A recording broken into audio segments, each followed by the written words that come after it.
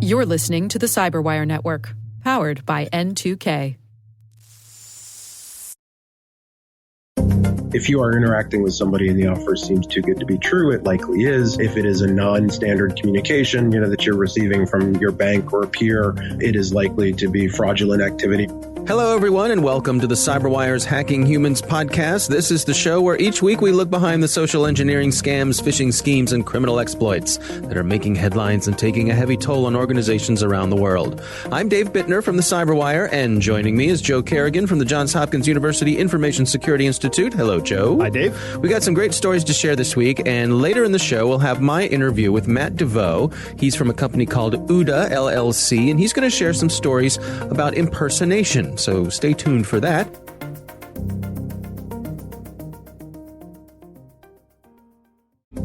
And we are back. Joe, why don't you kick things off for us this week? This one comes from the Military Times, and they have a section called Reboot Camp. They had a story about one of their sites. The U.S. military has a program for servicemen and women called the Transition Assistance Program, or TAP. And this is a program that helps people at the end of their service transition to civilian life. Ah, okay. Right. Makes sense. Yep. Of course, this program has a website. It's dodtap.mil.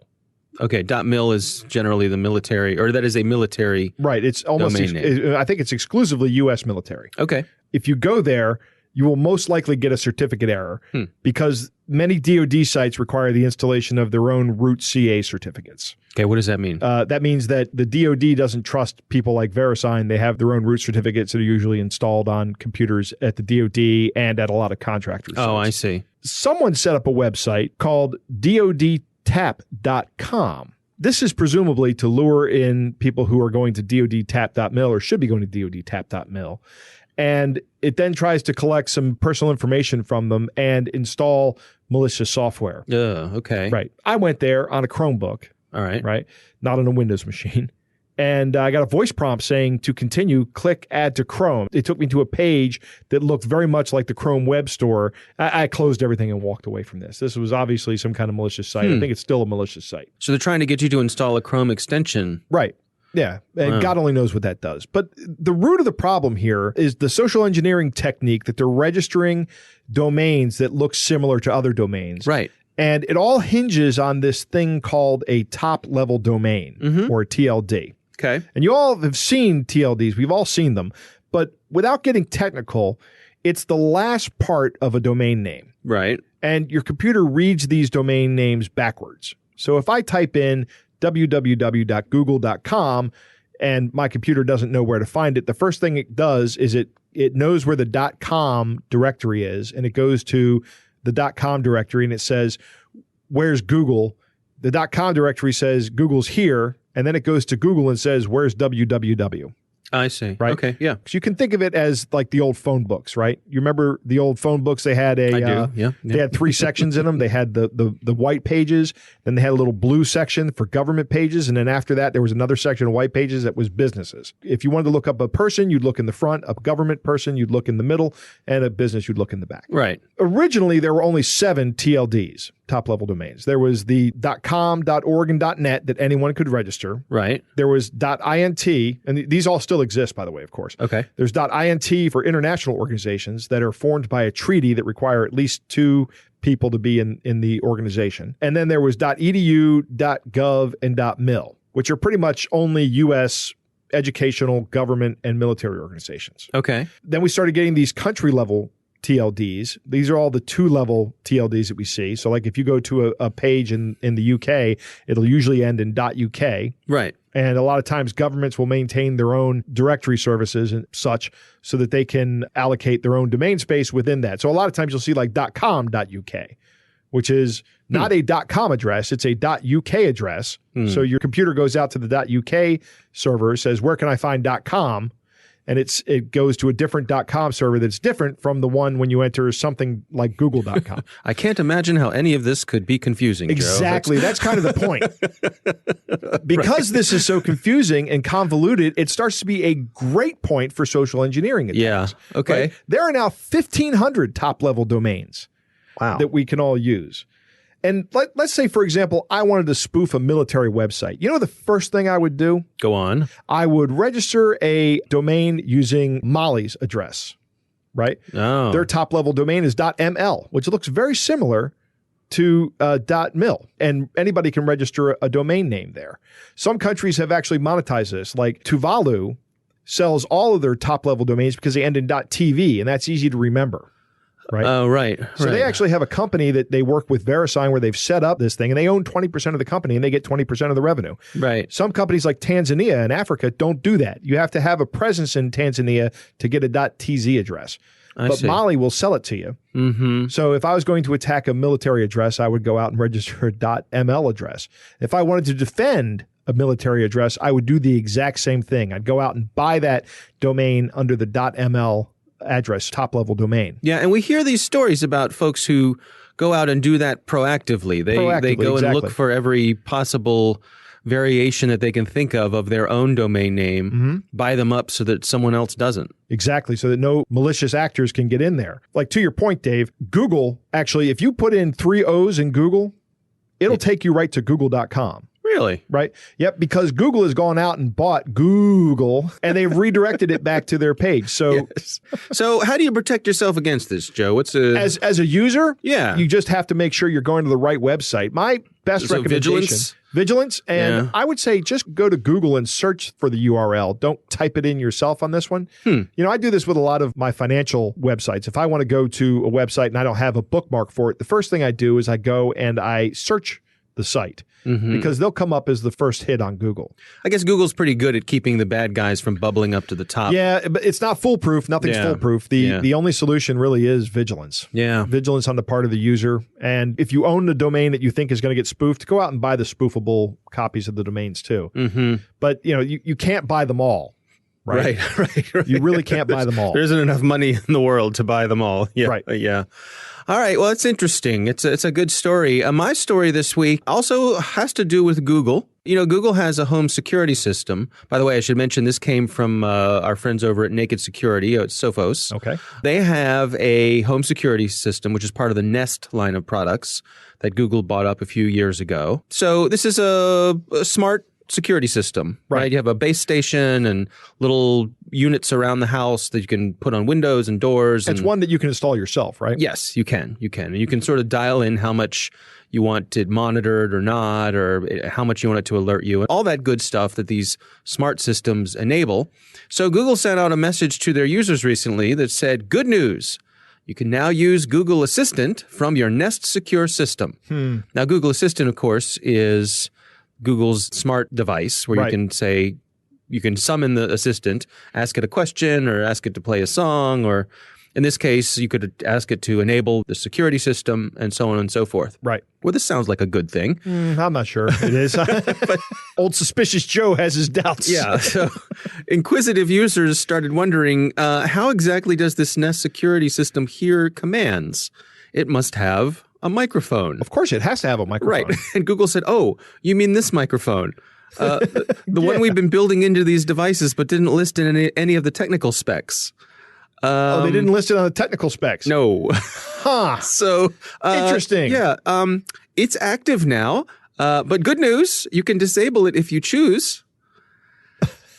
So this is an interesting case here I wanted to talk with you about because people are taking issue that none of the previous technical specifications for this device listed that it had a microphone built in. Yeah, I don't know if that's an oversight or a deliberate omission, but that's not right. Well, the Google spokesperson, they said, the on-device microphone was never intended to be a secret and should have been listed in the tech specs. That was an error on our part. Okay, this is from Nest, though, right? Well, it's a spokesperson from Google. Right, so, but is this a product that's like a legacy product from Nest? That's an interesting question, but I would say I think it's been around long enough that we can probably have Google be on the hook for this. Yeah, okay. I'm with you on this. You know? I'm not trying to excuse Google. No, I thought to myself, well, I'm surprised no one had discovered the microphone because what's the first thing that happens when any new device comes on the market? Somebody buys one up and tears it down. Right. I couldn't find any teardowns of this particular device. I did a couple of quick Google searches, searched on YouTube, all the usual places. and I couldn't find a teardown of this specific device. That surprises me. There was a recent, I think it was Hacker Giraffe, who found a bunch of printers online, but also found Google Assistants open to the internet with universal plug and play that when you connected to them, you could actually get in and look at the noise levels that the microphone was seeing. You couldn't hear what was happening, but you could see the levels. Right. To, then I guess you could extrapolate from that whether or not they're somebody's home or not. Yes. So I did see a story about that. I'm wondering if this has the same kind of vulnerability. I'm not sure it does. It's speculation on my part. Yeah. One of my favorite pastimes. Yeah, but I'm curious, part of why I wanted to include this is that I think this is kind of representative about shifting attitudes towards our privacy. Right. That people are more and more feeling not okay with these sorts of capabilities being in devices without being informed about it first. Right. Let me know that it's in there. Right, that way, when I'm exactly. making my purchasing decision, I can make a purchasing decision based on that, whether or not I want to include that. Here's the most, I don't know if it's ironic or what, but I can actually see a legitimate reason to have a microphone on a home security system. Sure. Right? Let's say that you actually have a service where someone can talk to you while you're in your house. Right. Or your security system goes off and then some security service provider is listening in to see what's going on in the household. Yeah. Right? What's being said is somebody in danger. Right. That's a legitimate use case to have a microphone on. Sure, and I think there are plenty of security systems that they sell that as a feature. Right, right. Also, someone pointed out it could be used for sensing broken glass. Yeah, broken glass sensor. Sound of That's that right. sort of thing. Yep. Absolutely. No, but tell me it's there. Exactly. Tell me it's there. Right. That's the point. I guess it's a tough oversight to forgive. Yeah. When you're listing all the tech specs of something, the fact that something has a microphone. And you don't put it in the tech specs. Right. So that's my story for this week. It's time to move on to our catch of the day. Our catch of the day this week comes to us from a listener. His name is Kevin. Kevin actually dropped off a postcard at our studios. Now, that is fan dedication. That is fan dedication. That is, he flew all the way across the country to deliver this postcard by hand. I'm kidding. He works here at Data Tribe. Okay. But he brought it in and dropped it off at the studio. And this is a postcard, and it says FWT reference number, and it has a handwritten reference number on it. And it says, "Our attempts to reach you have been unsuccessful. Please call us at this number anytime, day or night, to reschedule your delivery with our automated request system. FWT cannot accept calls from spouses, roommates, or any person other than the name that appears on this notification." And on the side, it says missed delivery notification. There is the most clip art looking bit of clip art that looks like a paper airplane, which I suppose is some sort of delivery thing. Here, let me hand this to you. You can take a look. Let me look at this here. So I went and looked this up on Google, and sure enough, it's a scam. It's got a handwritten number on it, too. It does. Yep. It's a scam. This is an attempt to get you to call them. So let's think this through. If someone comes to your house and they miss a delivery, they're then going to leave, address a postcard, and mail it to you. Right. No, they're going to leave something. A Post-it note on my door. Right, exactly. So evidently this is a common scam that people are sending out these postcards and they're trying to get a live one on the phone. You call them and then off they go with you. Should we call this number? Well, if we weren't in Maryland, we would. Okay, yeah, that's right. But we can't. It's not illegal here. But what's interesting to me is that there is expense that goes with this, right? They paid for a postcard to have that mailed. Postcard to get printed up. They paid for a stamp. Yeah. They hand wrote an address. Right. It must be worth the return that they're getting off of this. But if you go and look this up, there are lots of scams that follow this pattern of being sent a postcard that says you missed a delivery, and that's how they get you to call them back. And then once you're on the phone, then you start down the path with them. And I imagine, they want you to pay something to get a fake package delivered, or who knows. Right. But, well, I mean, if you call this number and then you enter this code, this reference number, right? I can imagine that happening first. I don't know what happens when you call this, but they immediately now have your telephone number as well as your address. Right.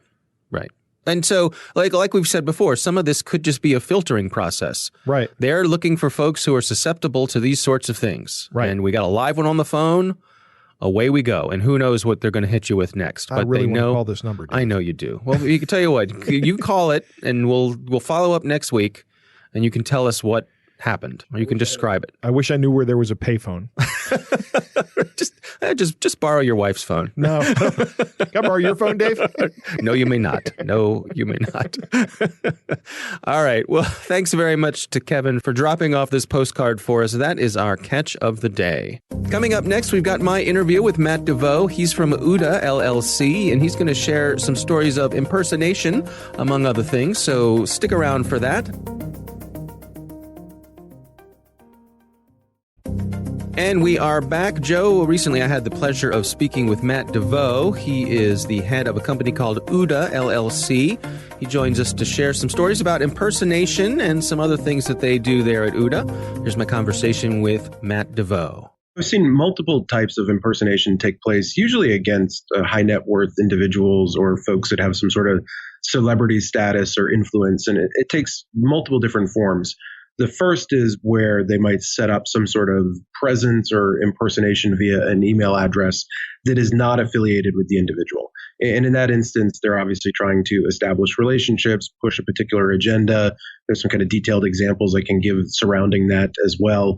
But it doesn't involve the compromise of any personal information. And the individual target does not know that this is happening unless they're monitoring for it or somebody alerts it. Another type of impersonation is one that actually involves a direct compromise, typically of the email account for the individual that's being targeted, in which case they will study the habits of that person. They will study the manner in which they engage in business. I've seen it multiple times in which it was used for engaging in fraud, and it was fraud around investment in international companies. So they might break into the email inbox for a person who is a high net worth individual. They see what types of companies are they making investments in, who do they tell on their staff or in their family office to send the money in order to make those investments. And then using that person's legitimate email address, they generate a fraudulent request to that individual. They say, hey, I'm investing in this company overseas. I need you to wire money to XYZ. Here's the bank account information and the transaction processes. And they continue to do that for as long as they can until they get detected. In the cases that I've worked, individuals actually spend months studying the target, because what they want to do is develop a plan that has the highest probability of success. I've also seen them map it to the travel patterns of the person that they're impersonating. So if they know that they're getting ready to go on an international flight, or there might be some sort of anomalies in the way that they communicate or time zones, et cetera, they'll take advantage of that access to that person's schedule to try and time it in such a way as that it might not be detected. I have also seen these attacks be persistent for months at a time before they were detected. Now, how does it happen that someone could be hanging out in my inbox and using it for these sorts of things, and I won't know about it? Yeah, it's typically they're reading email, right? So they're studying habits and patterns, and then they are generating a message, from your inbox the same way that you might via the web interface. And then any responses, they're going in and deleting them or immediately archiving them or kind of moving them out of the inbox.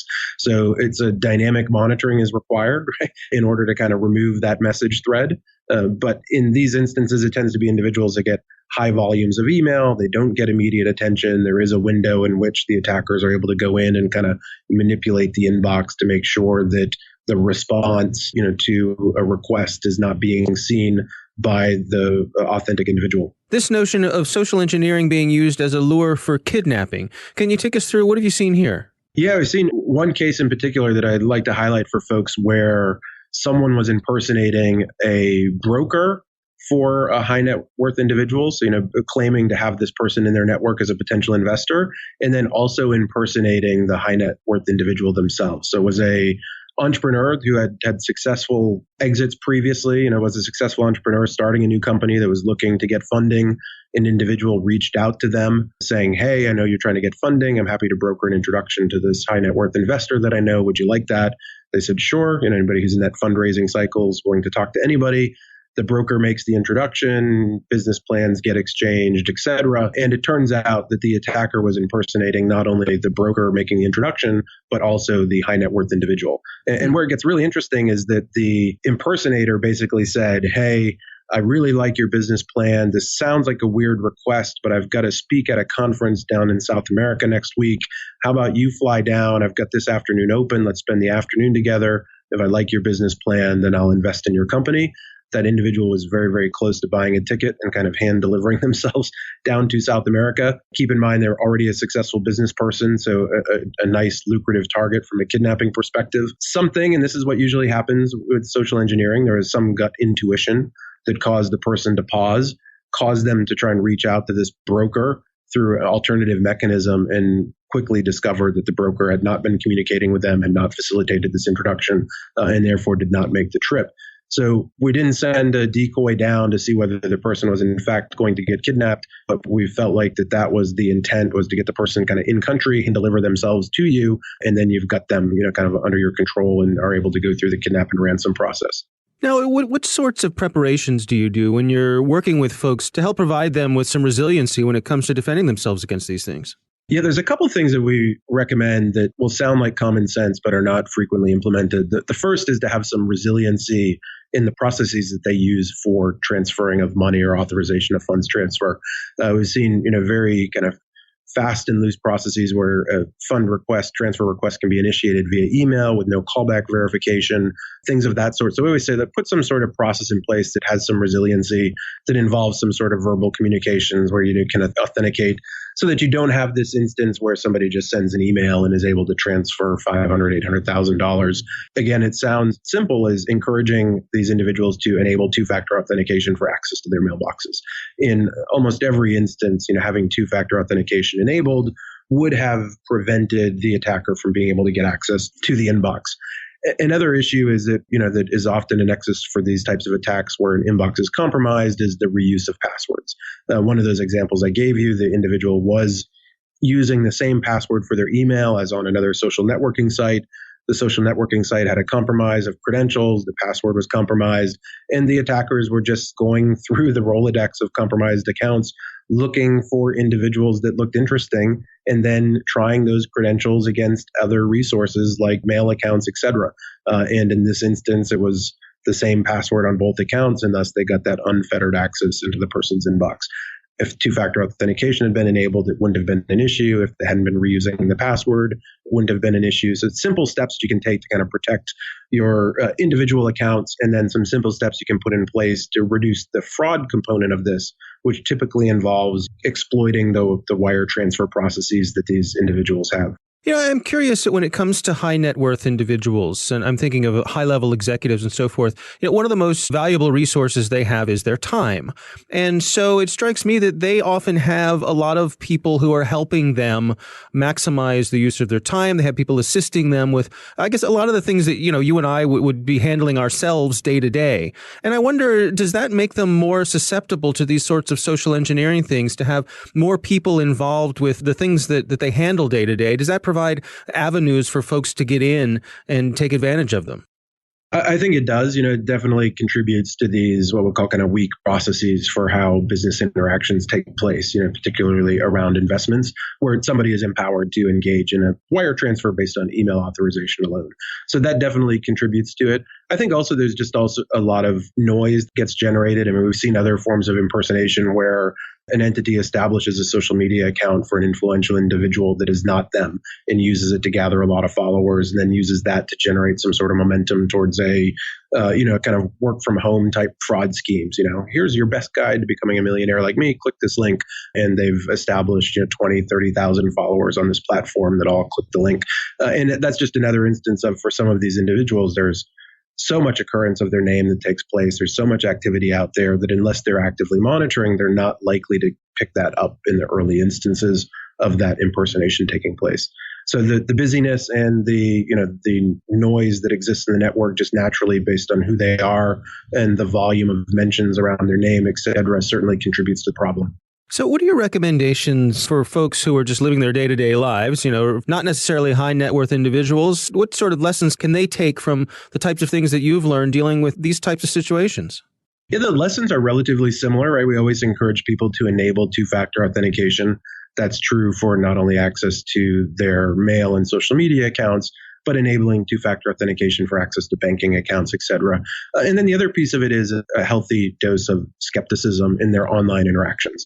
If you are interacting with somebody and the offer seems too good to be true, it likely is. If it is a non-standard communication, that you're receiving from your bank or peer, it is likely to be fraudulent activity, right? So to understand the ways in which the entities that they transact with will communicate with them, being skeptical, making sure that they're not clicking on links and engaging, providing credentials into untrusted sites. I mean, there's just a user awareness component of this. So there's some technical mitigations, enable the two-factor authentication, and then there's some kind of social engineering resiliency that you can build up to make sure that you are at least applying a first-order level of scrutiny on the incoming requests that are coming into your inbox. Joe, has anyone ever attempted a kidnapping on you? No, Dave, I weigh too much. That's kind of my defense against being kidnapped. You just flop down on the ground right. and you're undraggable. Got it. Okay, very good, very good. It's good. Whatever it takes. That is a terrifying angle to this. They were trying to lure this guy to South America where kidnapping is actually kind of a business down there. Mm-hmm. And it has been for decades. We see these criminal organizations, actually organized crime is nothing new.